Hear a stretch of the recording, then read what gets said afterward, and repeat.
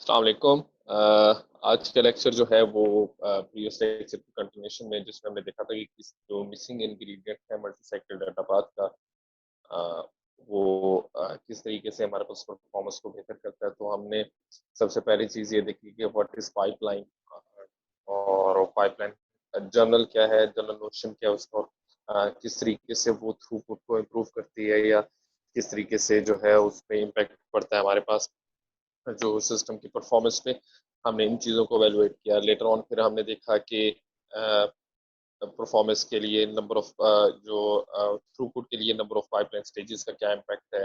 फिर हमने देखा कि आइडियल पाइपलाइन आइडियल स्पीडअप कितना मिल सकता है एक पाइपलाइन प्रोसेसर से। फिर हमने ये देखा कि पाइपलाइन से आइडियल जो या ऑप्टिमल जो है वो स्पीडअप क्यों नहीं मिल पाता, तो उसके मुख्तलिफ रीजंस को देखा, जिनमें एक हमारे पास क्या था कि पाइपलाइन को फिल एंड ड्रेन करने में टाइम लगता है। सेकेंडली जो पाइपलाइन की स्टेजेस हैं वो बैलेंस नहीं है, ठीक है, जिस वजह से हमारे पास ओवरऑल स्पीडअप वैसा नहीं मिल पाता जैसा कि हम एक्सपेक्ट कर रहे होते हैं, जितना हमारे पास ऑप्टिमल होना चाहिए।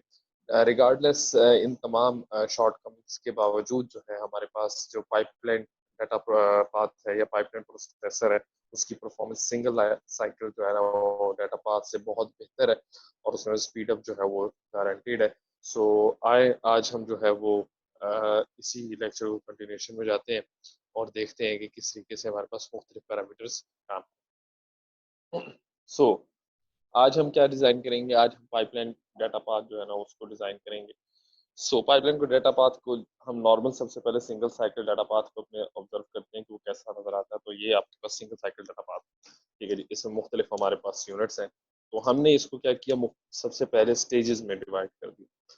तो सबसे पहली स्टेज जिसमें हम इंस्ट्रक्शन मेमोरी से डाटा लेके आ रहे हैं उसको हम इंस्ट्रक्शन फैच कह रहे हैं, ठीक है जी। अगर आपको याद हो तो हमारा जो कंप्यूटर का प्रोसेसिंग का जो साइकिल है, एग्जीक्यूशन का साइकिल है, वो किस तरह से था, फैच, डिकोड, एग्जीक्यूट, ठीक है जी। और ये FPE इसको कहते थे। सो आज हमारे पास इसी तरीके से हम इन स्टेप्स को जो है हमने क्या किया कि डाटा पाथ को मुख्तलिफ स्टेप्स में ब्रेक कर दिया, मुख्तलिफ स्टेजेस बना दी। सबसे पहली स्टेज हमारे पास इंस्ट्रक्शन फैच है। इसमें हम क्या कर रहे हैं, इसमें सिर्फ और सिर्फ हम इंस्ट्रक्शन मेमोरी से इंस्ट्रक्शन लेके आ रहे हैं। दूसरा काम हम क्या कर रहे हैं, PC को अपडेट कर रहे हैं, ठीक है जी।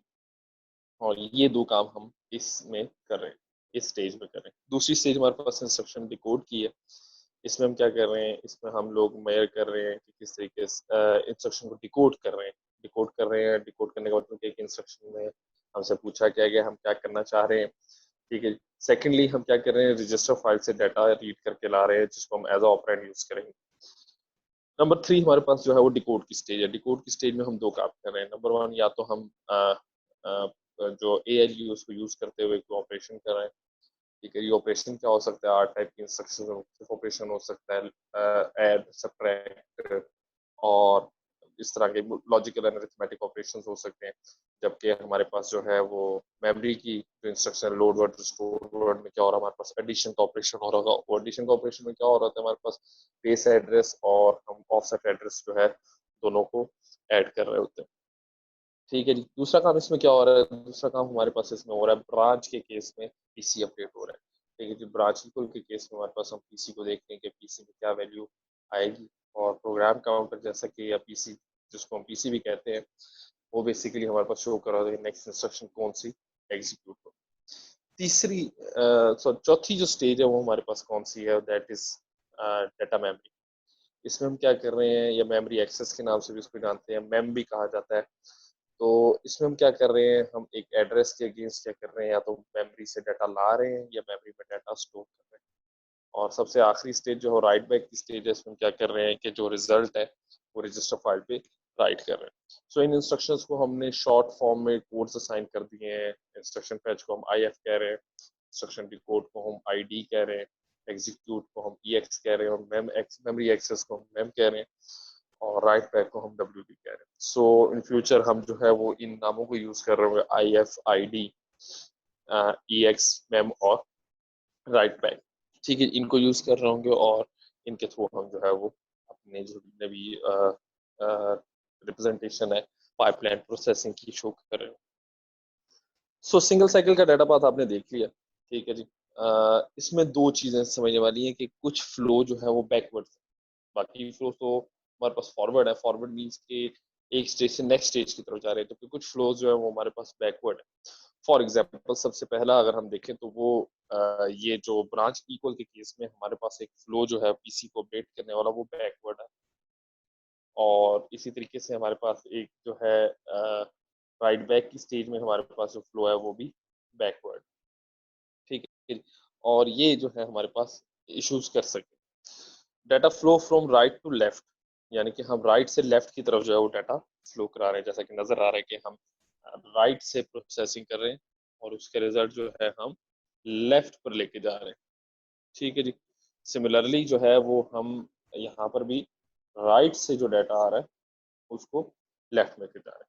सो राइट बैक स्टेज वाला जो है हमारे पास राइट बैक या यानी कि जो डाटा फ्लो डाटा पाथ है, ये डाटा हैजर्ड क्रिएट करता है। ठीक है जी। और जो हमारे पास एग्जीक्यूशन स्टेज वाला जो बैकवर्ड डाटा पाथ है, वो हमारे पास क्या शो कर रहा होता है, वो शो कर रहा होता है हमारे पास कि यहाँ पे कंट्रोल हैजर्ड। ये डाटा हैजर्ड क्या होता है, कंट्रोल हैजर्ड क्या होता है, ये हम चैप्टर में देखेंगे जिसमें हम बात कर रहे होंगे हैजर्ड्स पे, और हैजर्ड्स क्या है, हैजर्ड से क्या इम्पैक्ट आता है हमारे। ठीक है जी। सो हम क्या करते हैं कि अपने डाटा पाथ को जो है वो स्टेजेस में स्प्लिट कर देते हैं, जैसा कि हमने ऊपर लिखा हुआ है IFID, EXMEM और राइट बैक में। ठीक है जी। और इन स्टेजेस पे हम क्या रख देते हैं, पाइप्स, या जिनको हम रजिस्टर्स भी कहते हैं। बेसिकली आप जब प्रोसेसिंग कर रहे होते हैं तो आपके पास क्या होता है, अगर आपने एक साइकिल में काम कर लिया, जो आपके ऑपरेशन का रिजल्ट वो एक साइकिल तक अवेलेबल, अगर आपको नेक्स्ट साइकिल में चाहिए तो आपको किसी न किसी रजिस्टर में स्टोर करना पड़ता है। सो ये जो पाइप्स हैं बेसिकली रजिस्टर में, और ये क्या कर रहे हैं, ये प्रीवियस स्टेज का जो रिजल्ट है उसको अपने पास स्टोर कर रहे हैं, जिसको नेक्स्ट स्टेज जो है वो यूज करेगी अपने ऑपरेशन के लिए। ठीक है जी। आपको नजर आ रहा है कि हमारे पास यहाँ पर जो इंस्ट्रक्शन मेमोरी से 32 बिट की इंस्ट्रक्शन आ रही है और पीसी भी 32 बिट का रजिस्टर है। तो पहली जो हमारे पास पाइप है वो IFID। IFID का मतलब क्या है कि ये IF स्टेज से डाटा ले रहा है, और वो डाटा अवेलेबल होगा किसके लिए, ID स्टेज के लिए। ID स्टेज उस पर कोई ऑपरेशन करेगी। ठीक है जी। हमें नजर आ रहा है कि इसके अंदर 32 बिट इंस्ट्रक्शन मेमोरी से इंस्ट्रक्शन आ रही है, और दूसरा हमारे पास इसमें क्या आ रहा है, हमारे पास पीसी आ रहा है, पीसी भी 32 बिट रजिस्टर है। सो इन दोनों को कंबाइन करके देखें तो हमें एक ऐसी यहाँ पे रजिस्टर की लोकेशन चाहिए जिसमें हम 64 बिट्स रख सकते हैं। ठीक है, जिससे लिहाजा हमने यहाँ पे IFID स्टेज में जो है वो 64 बिट कैपेसिटी वाला जो है वो पाइप या रजिस्टर डाल दिया। अच्छा, दूसरी स्टेज ID की है, इंस्ट्रक्शन डिकोड। इसमें हम क्या कर रहे थे, रजिस्टर फाइल से ऑपरेंड ला रहे होते हैं, या हम कंट्रोल यूनिट से जो है वो डिटेक्ट कर रहे होते हैं कि हमारे पास सॉरी एक्सट्रैक्ट कर रहे होते हैं कि हमारे पास कंट्रोल सिग्नल्स क्या होंगे। कंट्रोल सिग्नल्स अगर आपको याद हो वो मुख्तलिफ मकसद और जो हमारे पास स्टेजेस हैं उनके लिए जो है वो सिग्नल्स जनरेट कर रहा होता है, और उन सिग्नल्स की मदद से हम अपना ऑपरेशन कंट्रोल कर रहे होते हैं। सो अगर हम यहाँ पे देखें तो हमारे पास दो चीज़ें तो रजिस्टर फाइल से आ रही है, ऑपरेंड 1 और ऑपरेंड 2, और रजिस्टर फाइल से 32 बिट डाटा आ रहा है, तो 32 बिट और 32 बिट 64 बिट तो हमारे पास रजिस्टर फाइल से डाटा आ रहा है। उसके अलावा डाटा कहाँ से आ रहा है, उसके अलावा डाटा जो है वो हमारे पास पीसी से आ रहा है। ठीक है जी। पीसी से डाटा जो आ रहा है उसको भी हम स्टोर कर रहे हैं, तो वो भी 32 बिट्स, तो ये 96 बिट्स हो गए आपके पास। और 32 बिट का एक डाटा जो साइन एक्सटेंशन से आ रहा है, इसको भी हम लेके जा रहे हैं। ठीक है जी। सो डाटा फॉरवर्ड डायरेक्शन में जा रहा है, यहाँ तक तो डाटा फॉरवर्ड डायरेक्शन में जा रहा है। नेक्स्ट में हम क्या कर रहे हैं, अगेन एग्जीक्यूशन की स्टेज है, यहाँ पर भी हमारे पास डाटा इनपुट आ रहा है प्रीवियस स्टेज से। ठीक है जी। प्रीवियस स्टेज का डाटा कहाँ पे पड़ा था हमारे पास, ये ID EX स्टेज पाइप में पड़ा था। ठीक है जी। यहाँ से डाटा जो है वो हमने ऑपरेशन किया, ऑपरेशन करने के बाद उसको EX मैम स्टेज में रखा। यहाँ पे हमने 97 बिट्स रखी। 97 बिट्स कैसे रखी कि हमें ALU से एक रिजल्ट मिला 32 बिट का। ठीक है जी। और एक हमें ये रजिस्टर रखना पड़ा राइट डाटा के लिए, और दूसरा हमें पीसी रखना पड़ा। ठीक है जी। सो ये हमारे पास 96 हो गए, 30, और एक बिट हमें जीरो का फ्लैग रखना पड़ा जिसको हम यूज करते हैं अपने पास ब्रांच को अपडेट करने के लिए। इस स्टेज के बाद हम देख रहे हैं कि हमारे पास एक बैकवर्ड डाटा पाथ आ गया, और अभी बैकवर्ड डाटा पाथ क्या है, ये पीसी ही बेसिकली जा रहा है, और ये कौन सा पीसी है, अपडेटेड पीसी है जिसमें हमने ब्रांच का एड्रेस डाला हुआ। सो ये यहाँ से जा रहा है, और हमारे पास जीरो का फ्लैग भी यहाँ से जा रहा है, जिसको कंट्रोल यूनिट जो है वो डिटरमिन कर रहा है कि यहाँ पर हमारे पास कौन सा पीसी जाएगा, PC+4 जाएगा या हमारे पास ब्रांच वाला पीसी जाएगा। ठीक है जी। सिमिलरली हमारे पास आखिरी जो चौथी स्टेज है, दैट इज मेम स्टेज। इसमें हमारे पास क्या हो रहा है, इसमें हमारे पास मेमोरी से क्या चीज जा रही है, मेमोरी का डाटा जा रहा है और ALU का डाटा जा रहा है। ठीक है जी। और आखिरी स्टेज जो है वो हमारे पास राइट बैक की स्टेज, और यहाँ से भी एक डाटा पाथ बैकवर्ड की तरफ जा रहा है। ठीक है जी। लेकिन इस ये एक मसला जनरेट कर सकता है, इसको हम किस तरीके से हैंडल करेंगे कि ये तो डाटा जो है हमारे पास आया है, ये तो स्टेल हो चुका है, और यहाँ पे डाटा किस तरीके से, ये जो एड्रेस था इस, और यहाँ से जो डाटा आ रहा है वो यहाँ पे मौजूद एड्रेस पे होना चाहिए, लेकिन यहाँ पे तो नई इंस्ट्रक्शन आ चुकी है और नई इंस्ट्रक्शन का राइट रजिस्टर आ चुका है, तो इसका मतलब है कि ये जो है इंपॉर्टेंट था और ये तो हम लूज कर चुके हैं। सो हमें इसके लिए, चले हम आगे चल के इसको डिस्कस करते हैं। सो हम लोड वर्ड की इंस्ट्रक्शन एक चलाते हैं। लोड वर्ड की इंस्ट्रक्शन आई, लोड वर्ड किया, ठीक है जी, और डाटा हमने कहाँ रख दिया, IFID। ठीक है जी। नेक्स्ट स्टेज में क्या होगा, हम इंस्ट्रक्शन डिकोड में होंगे। इंस्ट्रक्शन डिकोड से डाटा हम कहाँ पे रखेंगे, हम रखेंगे IDEX पे, और डाटा हमने लिया कहाँ से, IFID से। ठीक है जी। तो ये आपको शो हो रहा है कि इस टाइम हम डाटा यहाँ से रीड कर रहे हैं और यहाँ पे राइट कर रहे हैं। उससे नेक्स्ट स्टेज में देखें क्या हो रहा है, उससे नेक्स्ट स्टेज में भी आपको नजर आ रहा है कि एग्जीक्यूशन में हम रिजल्ट जो है वो आगे भेज रहे हैं। अब क्योंकि लोड वर्ड की इंस्ट्रक्शन है, लिहाजा ये वाला डाटा पाथ हमारे पास यूज नहीं हो रहा होगा, या इसके रिजल्ट को हम यूज नहीं कर रहे होंगे। ठीक है जी। हार्डवेयर तो हर टाइम ही आपका एक्टिव होगा, लेकिन हम उसके रिजल्ट को यूज नहीं कर रहे हैं। ALU से रिजल्ट आएगा, उसको हम आगे भेजेंगे और EX मैम के पाइप में रख देंगे, फिर उसको हम यूज करेंगे। और यहाँ पे अब देखिए हम डाटा रीड कर रहे हैं, रीड करके हमने कहाँ रख दिया, मैम राइट बैक के पाइप में रख दिया। अब यहाँ से जो डाटा आया उसको हमने रखना कहाँ पर है, राइट रजिस्टर में जो एड्रेस पड़ा। लेकिन राइट रजिस्टर का एड्रेस तो चेंज हो चुका है, क्यों, वो तो यहाँ पे नई इंस्ट्रक्शन आ चुकी है। सो इसका मतलब है कि हमें यहाँ पर एक मसला आ चुका है। वो मसला क्या है कि हमारे पास डाटा तो आ रहा है, लेकिन वो डाटा किस एड्रेस पर रखना है, वो एड्रेस हम खो चुके हैं, और यहाँ पे अब एक नया एड्रेस आ चुका है जो कि इस डाटा के लिए नहीं था। ठीक है। तो इसका मतलब क्या है कि हमें यहाँ से पाइप के साथ ये भी भेजना पड़ेगा, और यहाँ से हमारे पास दो जो है ना वो बैकवर्ड डाटा फ्लो होंगे, एक एड्रेस का जो कि नजर आ रहा है, और दूसरा हमारे पास डाटा का। ठीक है जी। सो कंप्लीट डाटा पाथ जो है वो लोड वर्ड की इंस्ट्रक्शन के लिए आपके पास कुछ यूं बन जाएगा। ठीक है जी। और इससे हमारे पास क्लैरिटी आई थी कि लोड वर्ड की इंस्ट्रक्शन किस तरीके से हमारे पाइपलाइन डाटा पाथ पे ऑपरेट करेगी। अच्छा जी, स्टोर वर्ड की इंस्ट्रक्शन के लिए चलाते हैं। स्टोर वर्ड की इंस्ट्रक्शन में भी अगेन सबसे पहला काम क्या करना है, आपने इंस्ट्रक्शन मेमोरी से डाटा फेच करना है। ठीक है जी। अच्छा, एक काम आप ये कर सकते हैं कि ग्राफिकली रिप्रेजेंट करें। ठीक है जी।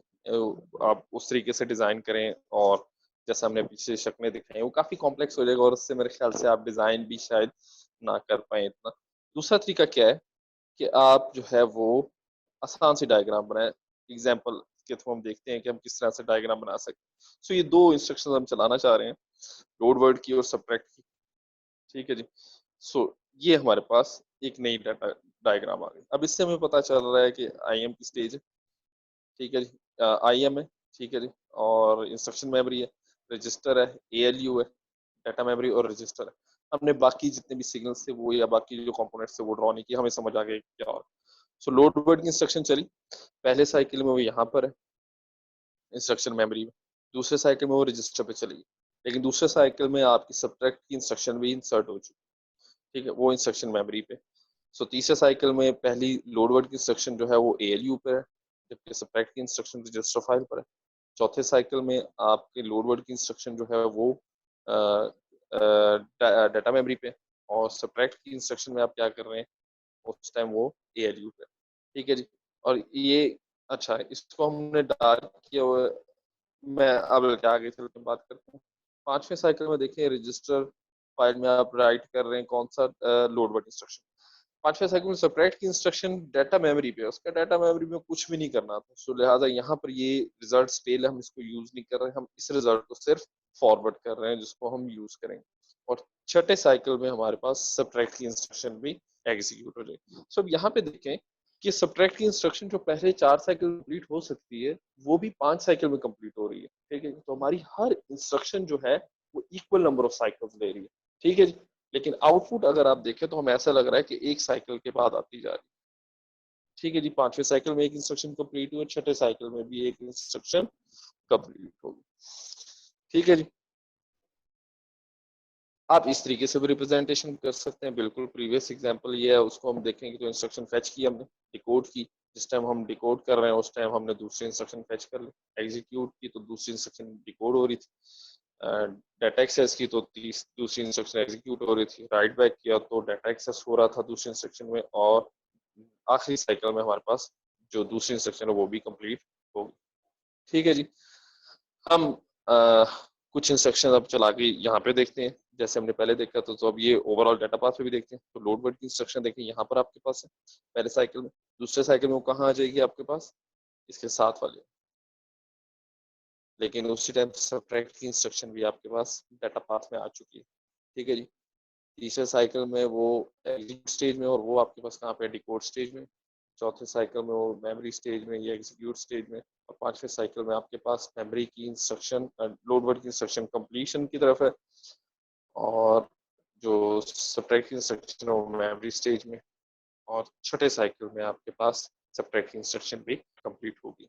ठीक है जी। तो इस तरीके से डाटा पाथ हमारे पास ये काम कर रहा है।